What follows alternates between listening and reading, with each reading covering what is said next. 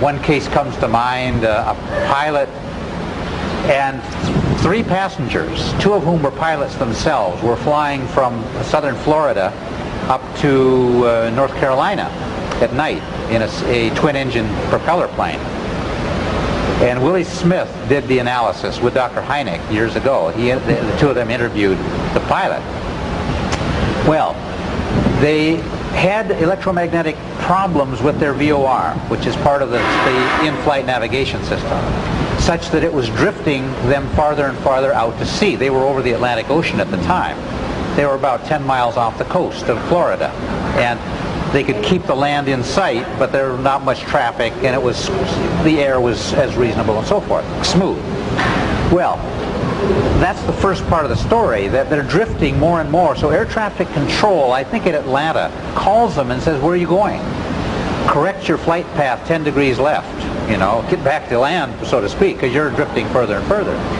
And they check their VOR and find that it's correct, that it's reading correctly, even though the radar from the ground tells them they're in the wrong place, more and more. Well, this happens twice. They have 2 corrections in flight over about a 40-minute period. Well, at one point, off to the east of them in the dark night sky, they see a light coming towards them, and it's fairly fast, it's fairly bright. They think it's an airplane. So he flashes his landing lights, which is standard operating procedure, right? Just to signal they see you, because you don't want to have any collision, of course. The object comes towards them on a bearing about 40 degrees, about the 2 o'clock position roughly, relative to their heading. Comes down to their altitude, and the witnesses claim that this was a triangle, an equilateral triangle, whose sides were vertical, if you can think of that. So it isn't a thin triangle, it's a thick triangle, about 6 stories high.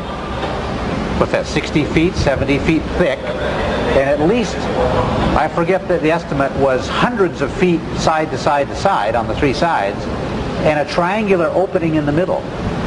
And the pilot said it was such a huge opening that he was contemplating flying through the middle of this thing to avoid it. The object comes to an instantaneous stop at some unknown distance, where they don't know how far away it was, and reverses 180 degrees and goes off as it has come at a high speed until it's out of sight. Well, as interesting as that case is, that's a non-aerodynamic vehicle as far as I'm concerned. It's not ball lightning. It's not birds. It's not a balloon, for lots of reasons. It's not stealth technology, because you'd never build anything that's stealth that way. We don't know its propulsion. It did not produce a shock wave. In that case, there were no electromagnetic effects as it was near the airplane. Perhaps the earlier effects, we don't know. It had very bright round lights, like headlights, along this 60-foot high front facing it. It flew front forward, by the way, not point forward. Each of these round lights were estimated to be 6 feet in diameter and white.